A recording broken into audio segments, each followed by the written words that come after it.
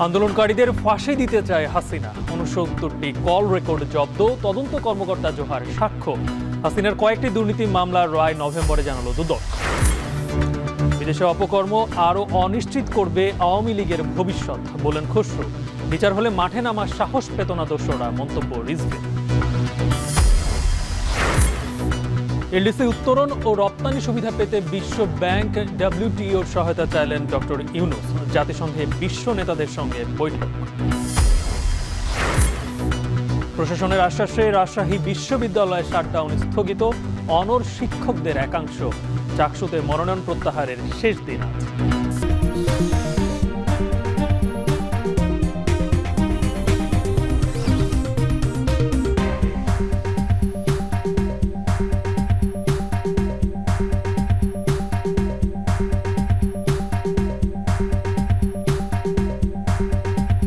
এখন বিকেলে শুনছিলেন শিরোনাম, পুরো আয়োজন জুড়ে সঙ্গে আছি গালিব ইবনে রিয়াজ।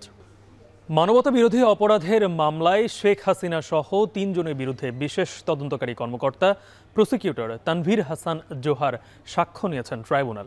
এ সময় আন্দোলন দমনে শেখ হাসিনার সাথে ফজলে নূর তাপস, হাসানুল হক ইনু, ঢাবির তৎকালীন ভিসি মাকসুদ কামালের ৩টি কথোপকথন তুলে ধরা হয়। সেতু ভবন, বিটিভি, মেট্রো রেলে আগুন দেওয়ার নির্দেশ দিয়ে শেখ হাসিনা আন্দোলনকারীদের ওপর দায় চাপান বলে সাক্ষ্য দিয়েছেন প্রসিকিউটর। আরও জানাচ্ছেন রাব্বি হোসেন। সম্প্রচার সংশ্লিষ্ট কারিগরি ত্রুটি সারিয়ে ১.৫ ঘণ্টা দেরিতে বেলা ১টার দিকে শুরু হয় শেখ হাসিনার বিরুদ্ধে মামলার বিশেষ তদন্তকারী ও প্রসিকিউটর কর্মকর্তা তানভীর হাসান জোহার সাক্ষ্য গ্রহণ। জবানবন্দিতে জোহা বলেন, ন্যাশনাল টেলিকমিউনিকেশন মনিটরিং সেন্টার থেকে মোট ৬৯টি কল রেকর্ড ও ৩টি নম্বরের সিডিআর সংগ্রহ করেছেন তিনি। এর মধ্যে একটি কলে শেখ হাসিনা ও ফজলে নূর তাপসের মধ্যে কথোপকথনে লেথাল উইপেন ব্যবহার করে হেলিকপ্টার থেকে গুলির সরাসরি নির্দেশের তথ্য পাওয়া গেছে। হেলিকপ্টার দিয়ে সোজা বম্বিং করা হবে। আচ্ছা, ঠিক আছে। হেলিকপ্টার যাবে, উপর দিয়ে মারবে। আচ্ছা, উপর থেকে সাউন্ড বম্ব যাবে আর কি। ঠিক আছে। আরেকটি অডিওতে তৎকালীন ঢাকা বিশ্ববিদ্যালয়ের ভিসি মাকসুদ কামাল ও শেখ হাসিনার কথোপকথন পাওয়া যায়, যেখানে আন্দোলনকারীদের রাজাকার উপাধি দিয়ে ফাঁসি দেওয়ার ইচ্ছে পোষণ করেন শেখ হাসিনা। সিআইডির ফরেনসিক ল্যাবে যার সত্যতা নিশ্চিত করা গেছে।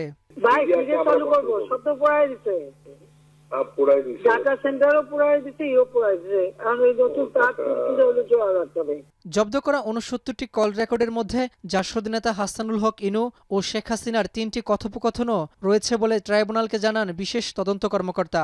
শিবিরের আবার নির্বাচনটা ভেঙে দেন ঢাকা শহরে একেবারে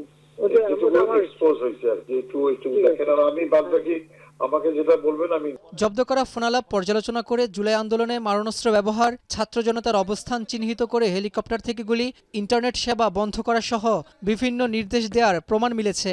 সেতু ভবন, বিটিভি, মেট্রো রেলে আগুন দিতে নির্দেশ দিয়ে আন্দোলনকারীদের উপর দায় চাপান শেখ হাসিনা, এমন সাক্ষ্য দেন ট্রাইব্যুনালের প্রসিকিউটর। ছাত্রদের স্লোগান কি ছিল যে আমরা চাইলাম অধিকার, হয়ে গেলাম রাজাকার। এইটাকে উনি অপব্যাখ্যা করে ছাত্রদেরকে রাজাকার বলে ট্যাগ দিয়েছেন এবং তাদেরকে বলেছেন যে এরাকে অন্য রাজাকারদেরকে ফাঁসি দিয়েছি, এদেরকেও মেরে ফেলা হবে, ফাঁসি দেওয়া হবে। এবং ঢাকা বিশ্ববিদ্যালয়ের ভাইস চ্যান্সেলর মহোদয় একজন শিক্ষক হিসাবে যে ধরনের কথাবার্তা বলেছেন, সন্ত্রাসী লালনের প্রক্রিয়ার যে বর্ণনা দিয়েছেন, তা অত্যন্ত দুঃখজনক। শেখ হাসিনার এই মামলায় এখন পর্যন্ত সাক্ষ্য দিলেন 53 জন। রাব্বি হোসেন, এখন, ঢাকা। শেখ হাসিনা ও তার পরিবারের দুর্নীতি নিয়ে দুদকের 6 মামলা চলছে। নভেম্বরে যার কয়েকটি রায় হতে পারে বলে আশাবাদ জানিয়েছেন দুদক চেয়ারম্যান। সংস্থাটির কার্যালয়ে টিআইবির সাথে 5 বছর মেয়াদী সমঝোতা স্মারক স্বাক্ষর শেষে একথা বলেন তিনি। এদিকে সংস্কার কমিশনের সুপারিশে দলগুলো সম্মত হওয়ায় দুদক সংস্কারে খুব বেশি প্রতিবন্ধকতা নেই বলে জানিয়েছেন টিআইবির নির্বাহী পরিচালক। আরও জানাচ্ছেন মেহেরি নানি। চলতি বছরের জানুয়ারি মাসে পূর্বাচল প্রকল্পে 60 কাঠা প্লট বরাদ্দে জালিয়াতির ঘটনায় সাবেক প্রধানমন্ত্রী শেখ হাসিনা ও তার পরিবারের 6 সদস্য সহ 23 জনকে আসামি করে মামলা করে দুর্নীতি দমন কমিশন। এর মধ্যে টিলিপ সিদ্দিকের বিরুদ্ধে ফ্ল্যাট জালিয়াতির মামলা এক আইনজীবীর রিটের কারণে এখনও ঝুলে আছে। শেখ হাসিনা ও তার পরিবারের সদস্যদের বিরুদ্ধে এখন দুদকের 6টি মামলা চলমান। এর মধ্যে নভেম্বরের মধ্যেই কয়েকটি মামলার রায় হতে পারে বলে আশা প্রকাশ করেছেন দুদক চেয়ারম্যান। সকালে দুদকের প্রধান কার্যালয়ে ট্রান্সপারেন্সি ইন্টারন্যাশনাল বাংলাদেশের সাথে 5 বছর মেয়াদী সমঝোতা স্মারক শেষে সাংবাদিকদের একথা জানান তিনি। সাবেক প্রধানমন্ত্রী এবং তার পরিবারবর্গ নিয়ে যে মামলা, সেই মামলার আমাদের 6টা মামলা চলমান অবস্থায় আছে এবং আমরা আশা করছি সাক্ষ্য গ্রহণ শেষে অক্টোবর শেষ দিকে কিংবা নভেম্বরের প্রথম দিকে মানে আদালত যেটাই বিবেচনাযোগ্য মনে করেন সেরকম রায় এসে যাবে বলে আমাদের প্রত্যাশা। এছাড়া টিউলিপ সিদ্দিকের বিরুদ্ধে ফ্ল্যাট জালিয়াতির যে মামলায় স্থগিতাদেশ আছে তা আপিলের মাধ্যমে সমাধানের চেষ্টা করা হচ্ছে বলে জানান তিনি। টিউলিপ সিদ্দিকের যে মামলাটার কথা বললেন, সেই মামলাটার কথা বলি, সেই মামলাটাতে একজন আইনজীবী তাতে এসে যান। সেটার পরিপ্রেক্ষিতে সঙ্গত কারণে আইনজীবীদের অন্যান্য আইনজীবীরা সমর্থন করবেন, এটাই স্বাভাবিক, অন্তত পেশাগত স্বার্থে। তো সেখান থেকে আমাদের উচ্চ আদালত থেকে একটা স্টে অর্ডার এসেছে, আমরা স্টে অর্ডারটা ভ্যাকেট করাচ্ছি। এ সময় টিআইবি নির্বাহী পরিচালক ইফতেখারুজ্জামান বলেন, দুদক সংস্কার কমিশনের প্রতিবেদনে যে সুপারিশগুলো রয়েছে সেগুলো বাস্তবায়নে সকল দল মোটামুটি সম্মত হয়েছে। দুদক সংস্কারের ক্ষেত্রে খুব বেশি প্রতিবন্ধকতা নেই। যে কয়েকটি বিষয় নিয়ে আমরা একমত হয়েছি, সেটার মধ্যে অন্যতম হচ্ছে যে গবেষণা ও তথ্য সংগ্রহ ক্ষেত্রে, তথ্য সংগ্রহ এবং তথ্য বিশ্লেষণ ক্ষেত্রে আমাদের পারস্পরিক সহযোগিতার ক্ষেত্র আমরা চিহ্নিত করার চেষ্টা করব। তারপর ভিত্তি করে আমরা একসাথে যতখানি সম্ভব আমাদের নিজস্ব স্বকীয়তা, যার স্বকীয়তা বজায় রেখে আমরা আমাদের দুর্নীতি প্রতিরোধক এবং দুর্নীতি মূলত প্রতিরোধক এবং প্রতিকারমূলক কার্যক্রমে আমরা এগিয়ে যাওয়ার চেষ্টা করব। রাজনৈতিক দলের সদিচ্ছা ও আমলাদের মানসিকতার পরিবর্তন হলেই দুদক স্বাধীন হবে বলে মন্তব্য করেন তিনি। অনেক ধন্যবাদ। মেহেদিন অ্যানি, এখন, ঢাকা। আগামী নির্বাচনে সেনাবাহিনীর সাথে বিমান ও নৌবাহিনী কাজ করবে এবং 1 লাখ সেনা সদস্য মোতায়েন থাকবে বলে জানিয়েছেন স্বরাষ্ট্র উপদেষ্টা জাহাঙ্গীর আলম চৌধুরী। দুপুরে চট্টগ্রাম সার্কিট হাউসে বিভাগের সব জেলা প্রশাসক, আইন শৃঙ্খলা বাহিনী এবং বিভিন্ন সংস্থার কর্মকর্তাদের সাথে মতবিনিময় সভায় একথা বলেন তিনি। বলেন, সীমান্তে মিয়ানমারের বিভিন্ন সশস্ত্র গোষ্ঠী তৎপর থাকলেও জাতীয় নির্বাচনের কোনো প্রভাব পড়বে না। এছাড়া মিয়ানমার থেকে মাদক আসা ঠেকাতে আইনশৃঙ্খলা বাহিনী তৎপর থাকার কথা জানান তিনি। এবার দুর্গাপূজায় পার্শ্ববর্তী দেশের মিডিয়ায় অপপ্রচারের বিষয়ে সবাইকে সজাগ থাকার আহ্বান জানান তিনি। সেনাবাহিনী, নৌবাহিনী এবং বিমান বাহিনী সবাই কিন্তু এবার ইলেকশনে থাকবে। এখন ধরুন মাঠে 30,000 মতো আছে সেনাবাহিনী, ওই সময় প্রায় 1 লাখের মতো থাকবে সেনাবাহিনী। কিছুই ঘটে নাই, কিন্তু মিডিয়ায় চলে আসছে। আর এটা দেখবেন প্রচারও কিন্তু খুব তাড়াতাড়ি হইতে থাকে। তো এইগুলির ক্ষেত্রে আমাদের সবারই সজাগ থাকতে হবে এবং সবারই এইটা সহযোগিতা করতে হবে। আওয়ামী লীগের দুর্নীতি অপকর্মের বিচার হলেও অন্তর্বর্তী সরকার দক্ষতা দেখালে নিউ ইয়র্কে ফ্যাসিবাদের দোসররা মাঠে নামার সাহস পেত না বলে মন্তব্য করেছেন বিএনপি নেতা রুহুল কবির রিজভী। বিদেশের মাটিতে এমন কর্মকাণ্ড আওয়ামী লীগের রাজনৈতিক ভবিষ্যৎকে আরও অনিশ্চিত করবে বলে মন্তব্য করেছেন বিএনপির স্থায়ী কমিটির সদস্য আমির খসরু। আরও জানাচ্ছেন জাওয়াদ মাহমুদ। প্রধান উপদেষ্টার সফর সঙ্গী হিসেবে নিউ ইয়র্কে গিয়ে সোমবার হেনস্থার শিকার হন বিএনপি ও এনসিপির নেতারা। বিমানবন্দরে কার্যক্রম নিষিদ্ধ আওয়ামী লীগ ও দলটির সহযোগী সংগঠনের নেতাকর্মীদের এমন কাণ্ডে তোলপাড় রাজনৈতিক অঙ্গন। উচ্চ পর্যায়ের প্রতিনিধি দলের সাথে সফরে গিয়েও কেন এমন পরিস্থিতি তৈরি হলো তা নিয়ে উঠছে নানা প্রশ্ন। বিএনপির জ্যেষ্ঠ যুগ্ম মহাসচিব রুহুল কবির রিজভী মনে করেন, আওয়ামী লীগের দুর্নীতি অপকর্মের বিচার হলে আর অন্তর্বর্তী সরকার দক্ষতা দেখালে নিউ ইয়র্কে ফ্যাসিবাদের দোসররা এমন কর্মকাণ্ড করার সাহস পেত না। আওয়ামী লীগের পুলিশ নেই, ছাত্রলীগ নেই, হেলমেটধারীরা নেই, তাহলে এই 1 বছরে প্রায় দ্বিগুণ অপহরণ হয়েছে। কেনই আইন শৃঙ্খলা পরিস্থিতির অবনতি হবে, এটা তো জনগণ জানতে চায়। আপনাদের প্রতি জনগণ এবং রাজনৈতিক দলদের আস্থা আছে। আস্থা থাকার পরেও আপনারা কেন দক্ষতার সাথে, দ্রুততার সাথে, ক্ষিপ্র গতিতে পদক্ষেপ গ্রহণ করতে পারছেন না বলেই আজকে বিভিন্ন জায়গায় দোসরদের প্রেতাত্মারা তারা নামার সুযোগ পাচ্ছে এবং বিদেশেও তারা বিভিন্ন ধরনের অপকর্ম করছে। নিউ ইয়র্কের ঘটনায় আওয়ামী লীগের রাজনৈতিক ভবিষ্যৎকে আরও অনিশ্চিত করবে বলে মন্তব্য করেছেন বিএনপির স্থায়ী কমিটির সদস্য আমির খসরু মাহমুদ চৌধুরী। দুপুরে চট্টগ্রাম মা ও শিশু হাসপাতালে ইন্টার্ন চিকিৎসকদের শিক্ষা সমাপনী অনুষ্ঠান শেষে এ মন্তব্য করেন তিনি। আপনি যখন পরাজিত হয়ে দেশ থেকে পালিয়ে গেলেন, তো ওনাদের সমর্থকরা তো এই ধরনের কাজের বাইরে তার কিছু করার নাই। আপাতত গণতন্ত্রেই বিশ্বাস করে না, দেশ ধ্বংস করে পালিয়ে গিয়ে এখন যেগুলো করছে এগুলো তো আরো ধ্বংসাত্মক, এগুলো তাদের ভবিষ্যৎকে আরো অনুষ্ঠিত করে দিচ্ছে। অন্যদিকে সম্প্রতি বিএনপির মহাসচিব মির্জা ফখরুল ইসলাম আলমগীরের কলকাতা ভিত্তিক পত্রিকায় দেয়া সাক্ষাৎকার ঘিরে বিতর্ক তৈরি হওয়ায় একে ভিত্তিহীন বলে বিবৃতি দিয়েছে বিএনপি। এতে বলা হয়, নির্বাচনে আওয়ামী লীগ ও জাতীয় পার্টিকে চান ফখরুল শিরোনামটি ডাহা, মিথ্যা ও মন গড়া। জগৎ মাহমুদ, এখন, ঢাকা। জাতিসংঘে ব্যস্ত সময় পার করছেন প্রধান উপদেষ্টা ডক্টর মোহাম্মদ ইউনূস। সাধারণ পরিষদ অধিবেশনে অংশ নেয়ার পাশাপাশি নেদারল্যান্ডসের রানি ও বেশ কয়েকটি আন্তর্জাতিক সংস্থার প্রধানের সঙ্গে বৈঠক করেছেন তিনি। প্রধান উপদেষ্টার প্রেস সচিব জানিয়েছেন, আগামী বছরের 15 ফেব্রুয়ারির মধ্যেই বাংলাদেশে নির্বাচন অনুষ্ঠিত হবে। বিশ্ব নেতাদের এবার এমনই বার্তাই দেবেন doctor Mohammad Yunus. New York থেকে আরও জানাচ্ছেন মাহমুদ রাকিব। ৮০তম জাতিসংঘ সাধারণ পরিষদ অধিবেশনের দ্বিতীয় দিন সকালে উদ্বোধনী অধিবেশনে অংশ নেন প্রধান উপদেষ্টা ডক্টর মোহাম্মদ ইউনূস, যেখানে অংশ নেন বিশ্বের শীর্ষ নেতা ও রাষ্ট্রপ্রধানরা। বৈশ্বিক শান্তি, যুদ্ধ সংঘাত, জলবায়ু পরিবর্তন এবং টেকসই উন্নয়ন ছিল এ অধিবেশনের মূল বিষয়। পরে বিশ্ব বাণিজ্য সংস্থার মহাপরিচালক ও বিশ্ব ব্যাংকের প্রেসিডেন্টের সাথে বৈঠক করেন প্রধান উপদেষ্টা, যেখানে বাংলাদেশের রপ্তানির সুবিধা, তৈরি পোশাক খাতের বাজার সম্প্রসারণ, দারিদ্র্য বিমোচন এবং উন্নয়নশীল দেশগুলোর বাণিজ্য বৈষম্য কমানো নিয়ে আলোচনা হয়। নেদারল্যান্ডসের রানী দ্বিতীয় ম্যাক্সিমার সাথেও আলোচনায় আর্থিক অন্তর্ভুক্তি, ক্ষুদ্র ঋণ, নারী উদ্যোক্তা ও ডিজিটাল ফাইন্যান্সের উন্নয়ন নিয়ে আলোচনা করেন প্রধান উপদেষ্টা। প্রফেসর ইউনূস তার সারা জীবনই মাইক্রো ক্রেডিট নিয়ে কাজ করেছেন, সোশ্যাল বিজনেস নিয়ে কাজ করেছেন। উনি মিটিংয়ে জানিয়েছেন যে কিভাবে বাংলাদেশের ফিনান্সিয়াল ইনক্লুশন বাড়ানোর জন্য এই গভর্নমেন্ট কি কাজ করছে এবং সামনে আরো কি পদক্ষেপ নেবে। এলডিসি গ্র্যাজুয়েশনের জন্য যদি আমাদের তো কিছু বিভিন্ন দেশে আমরা প্রিফারেন্সিয়াল ট্রেড এক্সেস পাই, ডিউটি ফ্রি এক্সেস পাই, সেই প্রিফারেন্সিয়াল ট্রেড এক্সেস যাতে আমাদের অ্যাফেক্টেড না হয় সেই জন্য আমরা ডাব্লিউটিওর হেল্প চেয়েছি। দ্বিতীয় দিন রাতে মার্কিন প্রেসিডেন্ট ট্রাম্প এবং ফার্স্ট লেডি মেলানিয়া ট্রাম্পের আমন্ত্রণে রিসেপশনে যোগদান করে নৈশভোজে অংশ নেন ডক্টর ইউনূস। দ্বিতীয় দিনের কর্মসূচিতে 2026 সালের 15 ফেব্রুয়ারির মধ্যেই বাংলাদেশে জাতীয় নির্বাচনের বিষয়টি বারবার উঠে আসে, যা ইতিহাসের সবচেয়ে অংশগ্রহণমূলক ও নিরপেক্ষ নির্বাচন হবে বলে আশা করছেন অন্তর্বর্তী সরকারের প্রধান উপদেষ্টা ডক্টর মোহাম্মদ ইউনূস। প্রধান উপদেষ্টা বিশ্ববাসীকে এমন বার্তাই দিয়েছেন।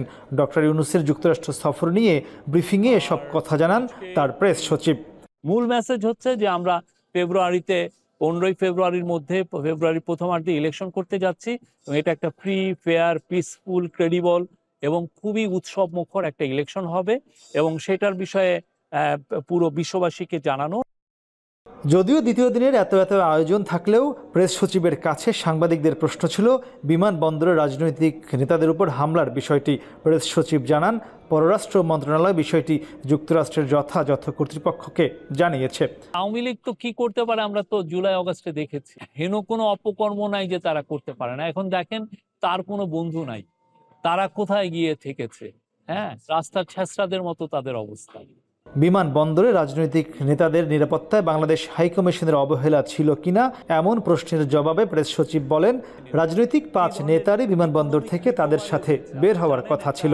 ঢাকার থেকে ওই বিষয়ে আমরা প্রিপারেশন নিয়েছি এবং সেই অনুযায়ী যথাযথ কর্তৃপক্ষের কাছে তাদের লিস্টও গিয়েছে এবং সেই অনুযায়ী তারা নেমে আমাদের সাথে যেই কনভয়, সেই কনভয় নিয়ে আসবেন। ওনারা আধা ঘন্টা ওইখানে বসেও ছিলেন, কিন্তু একটা ভিসা সংক্রান্ত একটা জটিলতার কারণে ওই দিক দিয়ে আসছে। ফলে যেটা হয়েছে যে ওই দিকে আমাদের প্রিপারেশনটা হতে ছিল না। আর আওয়ামী লীগের লোকরা যে এরকম করবে সেটা অবশ্যই আমাদের তরফ থেকে বলা হয়েছিল, কিন্তু কমিউনিকেশন কিছু গ্যাপ হয়েছে, এগুলো নিয়ে আমরা দেখছি। বিমানবন্দরের অপ্রীতিকর পরিস্থিতির পর সফরের দ্বিতীয় দিন বাংলাদেশ থেকে আসা প্রধান উপদেষ্টার সঙ্গে বিএনপি, জামাত ও এনসিপির 6 শীর্ষ নেতৃত্বকে কোনো আনুষ্ঠানিক কর্মসূচিতে দেখা যায়নি। এমনকি সফরের দ্বিতীয় দিন তারা যে হোটেলে অবস্থান করছেন সেই হোটেলের লবিতেও তাদের দেখা যায়নি।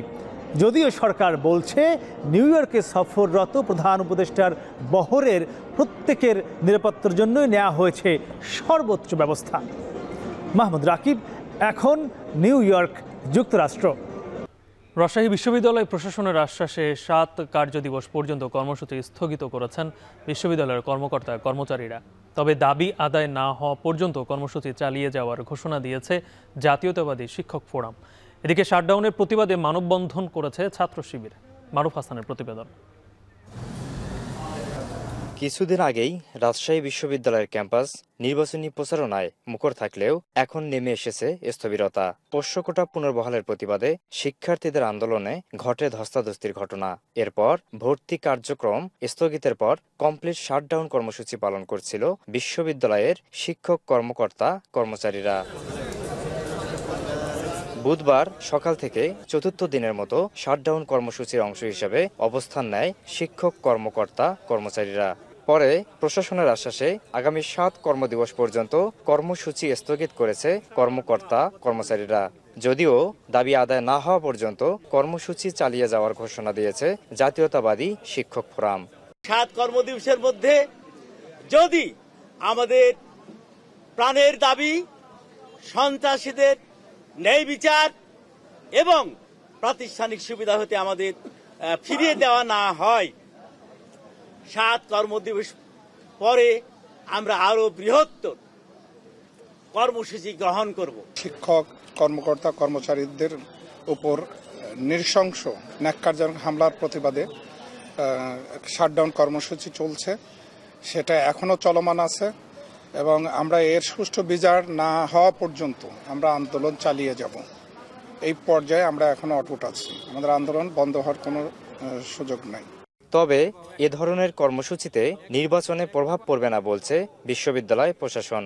সকল পক্ষের সাথে কথা বলে একটা পজিটিভ অ্যাটিটিউডই আমরা পেয়েছি বিশ্ববিদ্যালয় চালিয়ে নেওয়ার জন্য। কারণ বিশ্ববিদ্যালয়ের স্বার্থ হলো সবার উপরে এবং এখন আমাদের প্রশাসনেরও ডিটারমিনেশন আছে যে 16 তারিখে ইলেকশন করে ফেলা এবং নির্বাচন কমিশন রিটার্নিং অফিস সেখানেও তাদেরও ডিটারমিনেশন আছে যেন 16 তারিখে ইলেকশন হয়ে যায়। এদিকে বিশ্ববিদ্যালয়ে শাটডাউনের প্রতিবাদে মানববন্ধন করেছে ছাত্র শিবির। রাকসু নির্বাচন বানচালের অপচেষ্টা হিসেবে দেখছেন তারা। নির্দিষ্ট কয়েকটি রাজনৈতিক গোষ্ঠীর শিক্ষক যারা এই পোষ্যকোটা ফিরিয়ে এনে নির্বাচন বিশ্ববিদ্যালয়ের পরিবেশ অস্থিতিশীল করেছে এবং নির্বাচনকে পিছিয়ে দেওয়ার অপরাজনীতি করেছে। ঘোলা পানিতে মাছ শিকার করার মতো তারা রাকসুটা বানচাল করতে চায়। সব সংকট কাটিয়ে আবারও উৎসব মুখর পরিবেশে শুরু হবে একাডেমিক ও প্রশাসনিক কার্যক্রম। সম্পূর্ণ হবে 35 বছর ধরে থেমে থাকা রাকসু নির্বাচন, আশা শিক্ষার্থীদের। মারুফ হাসান, এখন, রাজশাহী। এদিকে চট্টগ্রাম বিশ্ববিদ্যালয় কেন্দ্রীয় সংসদ ও হল সংসদ নির্বাচনে মনোনয়ন প্রত্যাহার করা যাবে আজও। মঙ্গলবার মনোনয়ন প্রত্যাহারের শেষ দিন থাকলেও পরে তা একদিন বাড়িয়ে বুধবার পর্যন্ত করা হয়। এছাড়াও আজ প্রার্থীর আপত্তি গ্রহণ করা হবে, সেই সাথে আপত্তি নিষ্পত্তিও করা হবে। বৃহস্পতিবার প্রকাশ করা হবে চূড়ান্ত প্রার্থী তালিকা। এর মধ্যে মঙ্গলবার 9 জন প্রার্থী মনোনয়ন প্রত্যাহার করেছেন। নির্বাচন কমিশন জানায় বেলা 3:30 পর্যন্ত আবেদন প্রত্যাহার করা যাবে। এছাড়াও কোনো প্রার্থীর ব্যাপারে আপত্তি ও অভিযোগ থাকলে সেটি আজই জানাতে হবে কমিশনকে। এদিকে ডোপ টেস্টের ফলাফলও হাতে পেয়েছে নির্বাচন কমিশন। সবকিছু বিবেচনা করেই বৃহস্পতিবার প্রকাশ করা হবে চূড়ান্ত প্রার্থী তালিকা। এদিকে মঙ্গলবার চাকসুর নির্বাচন 3 দিন পিছিয়ে 15 অক্টোবর নির্ধারণ করা হয়। বেশ কয়েকটি দল ও প্যানেল নির্বাচন পেছানোয় সাধুবাদ জানালেও ছাত্র শিবির রাকসুর পর চাকসু নির্বাচন পেছানোকে সন্দেহের চোখে দেখছে। আর ছাত্রদল এ নিয়ে আনুষ্ঠানিক কোনো প্রতিক্রিয়া জানায়নি। গেল 12 সেপ্টেম্বর কূটনীতিককে পাড়া খ্যাত গুলশানের একটি পোশাকের শোরুমে ফিল্মি কায়দায় ঘটেছে চুরির ঘটনা। গেল বছরের জানুয়ারি থেকে এ পর্যন্ত ঢাকা মহানগরীতে চুরির ঘটনায় মামলা হয়েছে প্রায় 2500। তবে পুলিশ বলছে আগের তুলনায় আইন শৃঙ্খলা পরিস্থিতির উন্নতি হয়েছে। অপরাধের নিয়ন্ত্রণে ব্যক্তির দক্ষতা ও যোগ্যতা অনুযায়ী কর্মসংস্থানের ব্যবস্থা গ্রহণের পরামর্শ বিশেষজ্ঞদের। আরও জানাচ্ছেন ওমর ফারুক।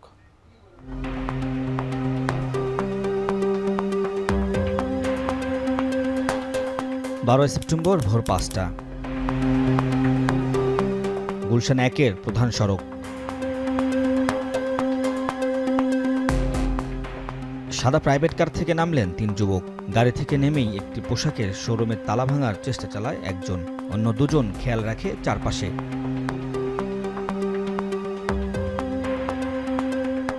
সিসিটিভির ক্যামেরায় ধরা পড়া ডাকাতির চিত্র যা হার মানায় সিনেমার দৃশ্যকেও। ফুটেজে আরও দেখা যায় মুহূর্তেই শোরুমে ঢুকে ফিল্মি কায়দায় হাতিয়ে নেওয়া হয় কয়েক লাখ টাকা। গুলশানের মতো নিরাপত্তা বেষ্টিত এলাকায় এ ধরনের ঘটনায় উদ্বেগ প্রকাশ করেন ভুক্তভোগীরা। 5:33 আমরা দেখি যে একটা সিসিটিভি ফুটেজে দেখলাম একটা গাড়ি আসলো, এসে অনেকটা ছায়ার মতো গাড়িটাকে রেখে এত সহজভাবে কিভাবে একটা গাড়ি এসে যেটার আসলে নেম প্লেটও ইউজ করতে পারছে। অভিজাত এলাকায় এই ধরনের ঘটনা আসলে আমরা তো চিন্তাই করতে পারিনি।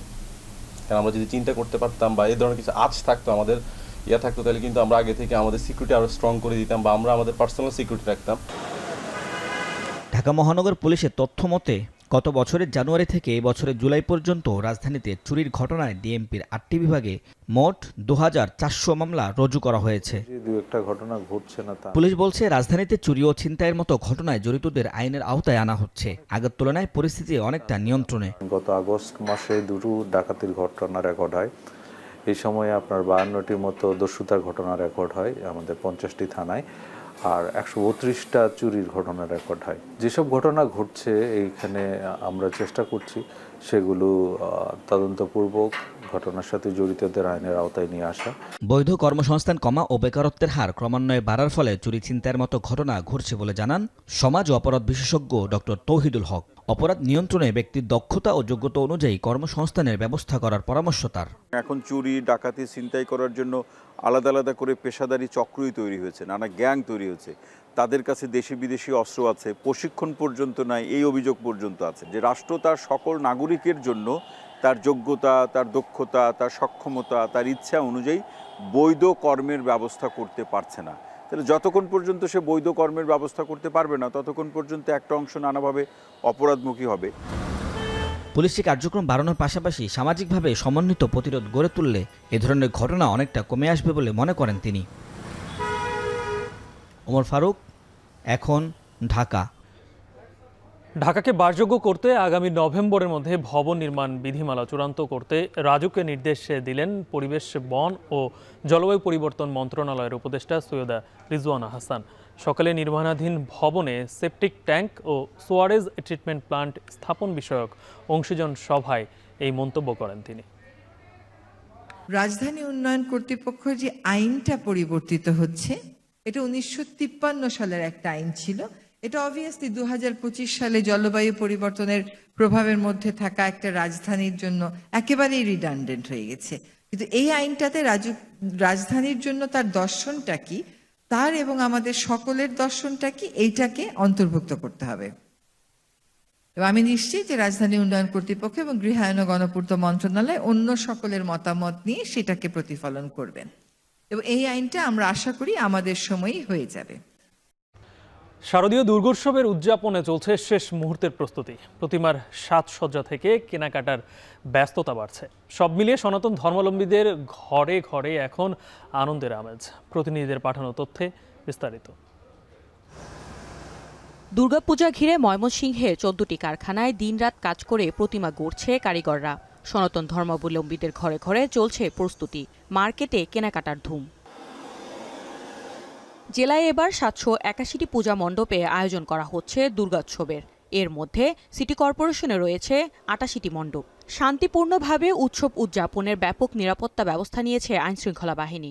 আমাদের তো এখন শেষ মুহূর্তের সবারই প্রস্তুতি, আর মা আসছে সেটা তো আসলে আনন্দের জিনিস। সারা বছর আমরা প্রতীক্ষায় থাকি যে মা আসবে, ছোটরা আনন্দ করবে, একটু খাওয়া দাওয়া, ঘোরাফেরা, তো এইসব মিলিয়ে আর কি আমাদের শারদীয় উৎসবটা, পূজা পার্বণটা শুরু হয়। আর এদিকে কুমিল্লায়ও বইছে উৎসবের আমেজ। মহালয়ার পর থেকে শুরু হয়েছে আনুষ্ঠানিকতা।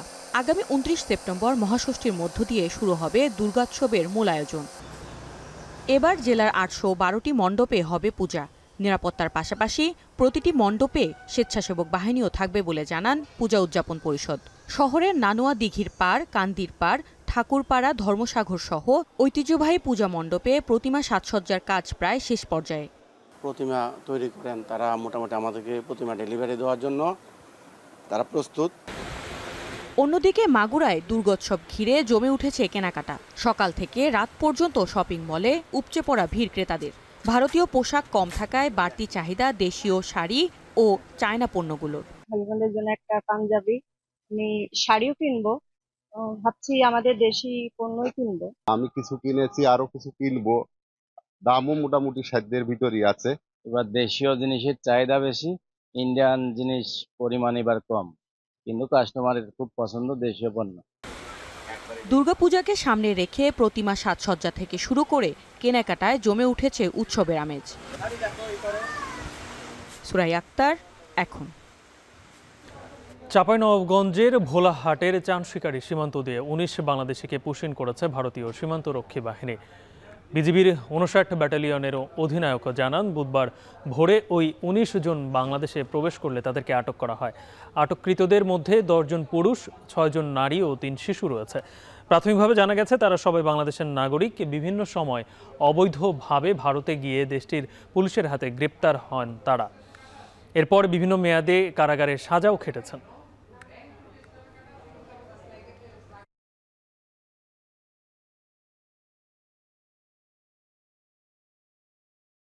গাজীপুরে ডাকাত সন্দেহে গণপিটুনিতে এক ব্যক্তি নিহত হয়েছেন। এই ঘটনায় গুরুতর আহত হয়েছেন আরও একজন। ভোরে সদর উপজেলার নয়াপাড়া এলাকায় এই ঘটনা ঘটে।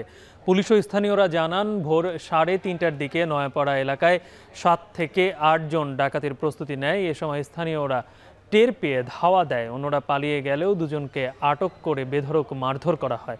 খবর পেয়ে পুলিশ ঘটনাস্থল থেকে দুজনকে উদ্ধার করে শহীদ তাজউদ্দিন আহমেদ মেডিকেল কলেজ হাসপাতালে পাঠায়। এ সময় একজনকে মৃত ঘোষণা করেন চিকিৎসক। ঘটনাস্থল থেকে দেশীয় অস্ত্র উদ্ধার করা হয়। নিহতের বিরুদ্ধে বিভিন্ন থানায় একাধিক ডাকাতির মামলা রয়েছে বলে জানায় পুলিশ।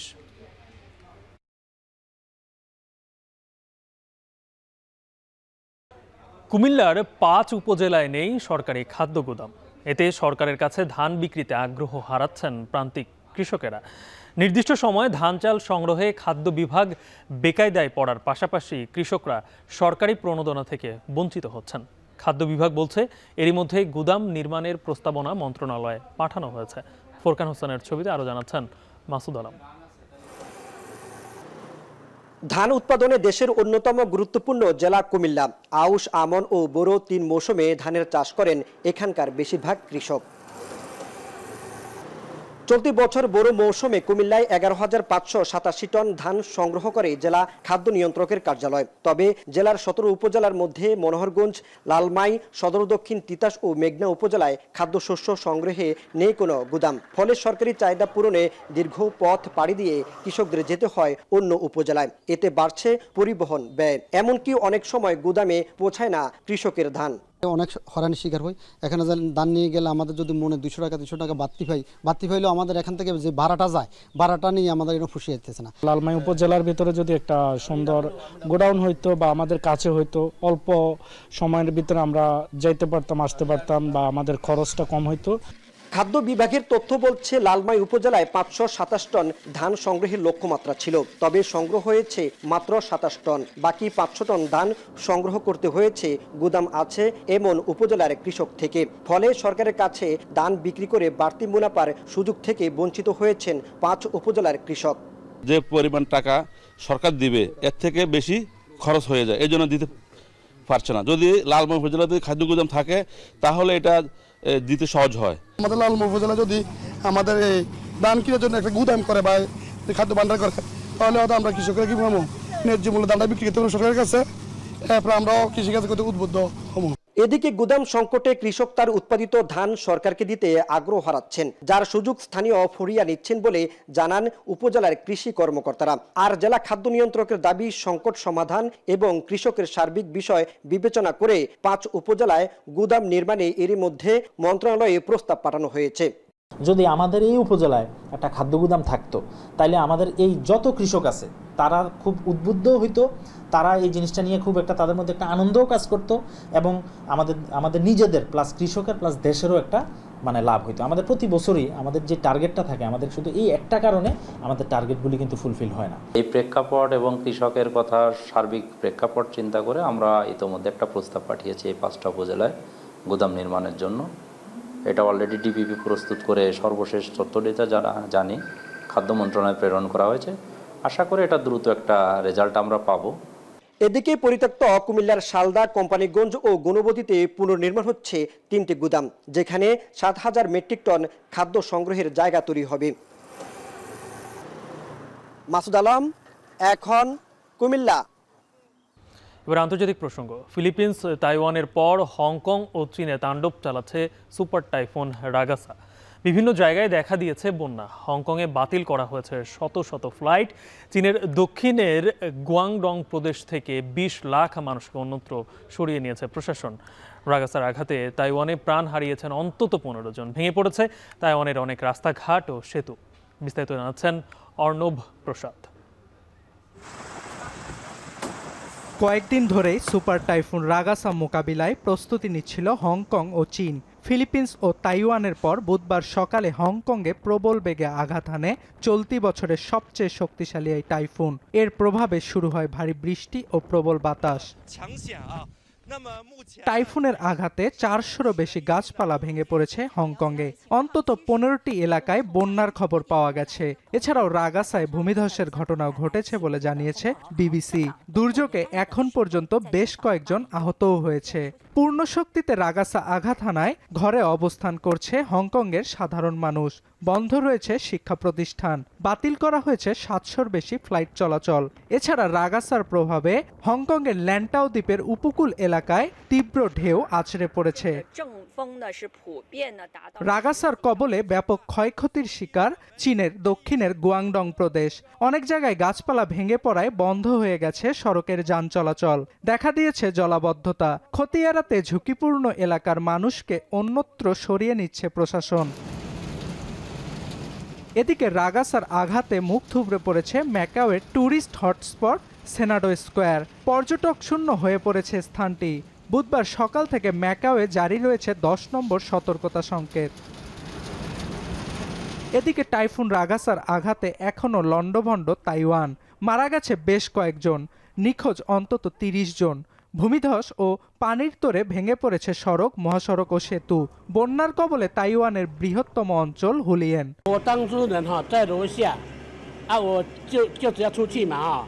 关铁门了，一铁门下来哈，淹水那个玻璃已经被泥土盖着，水都盖冲了，冲走1楼都被淹水了，门都打不开，然后我弟弟就把玻璃打破掉去救我妈妈。এর আগে সোমবার ফিলিপিন্সের উত্তর অংশে ব্যাপক তাণ্ডব চালায় টাইফুন রাগাসা। এতে প্রাণ হারিয়েছে 3 জন, এখনও নিখোঁজ অনেকে। অর্ণব প্রসাদ, এখন, বিশ্ব। থাইল্যান্ডের রাজধানী ব্যাংককের একটি ব্যস্ততম সড়কে ভয়াবহ ধসের ঘটনা ঘটেছে। থাই গণমাধ্যম ব্যাংকক পোস্ট জানিয়েছে, বুধবার স্থানীয় সময় সকালে দেশটির ভাজিরা হাসপাতালের সামনের শামসেন রোডের একটি অংশ হঠাৎ করে ধসে পড়ে। মুহূর্তেই সামাজিক যোগাযোগ মাধ্যমে ছড়িয়ে পড়ে সড়ক ধসে পড়া সেই ভিডিও। প্রায় 50 মিটার গভীর একটি গর্ত তৈরি হয় সেখানে। নিরাপত্তার কারণে ভাজিরা ও সাংঘি চৌরাস্তার মধ্যে বন্ধ রয়েছে যান চলাচল। ঘটনাস্থল পরিদর্শন করেছেন থাইল্যান্ডের প্রধানমন্ত্রী অনুতিন চার্নাভিরাকুল। ক্ষতিগ্রস্ত রাস্তাটি নির্মাণে কমপক্ষে 1 বছর সময় লাগবে বলে জানিয়েছেন তিনি। এই ঘটনায় কোনো হতাহতের খবর পাওয়া যায়নি।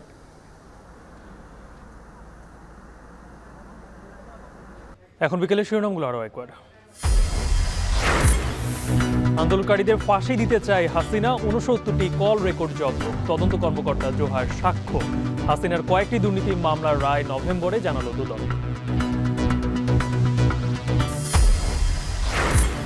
বিদেশে অপকর্ম আরও অনিশ্চিত করবে আওয়ামী লীগের ভবিষ্যৎ, বললেন খসরু। বিচার হলে মাঠে নামার সাহস পেত না দোসররা, মন্তব্য রিজভী। এলডিসি উত্তরণ ও রপ্তানি সুবিধা পেতে বিশ্ব ব্যাংক, ডব্লিউটিওর সহায়তা চাইলেন ডক্টর ইউনূস। জাতিসংঘে বিশ্ব নেতাদের সঙ্গে বৈঠক। প্রশাসনের আশ্বাসে রাজশাহী বিশ্ববিদ্যালয়ে শাটডাউন স্থগিত। অনল শিক্ষকদের একাংশ চাকসুতে মনোনয়ন প্রত্যাহারের শেষ দিন আজ। এই ছিল এখন বিকেলের আয়োজন। এখন টেলিভিশন ওয়েবসাইটে দেখতে ভিজিট করুন এখন.tv। ফেসবুকে চোখ রাখুন facebook.com/tv.এখন, আর ইউটিউবে লাইভ দেখতে ভিজিট করুন youtube.com/c/echontv।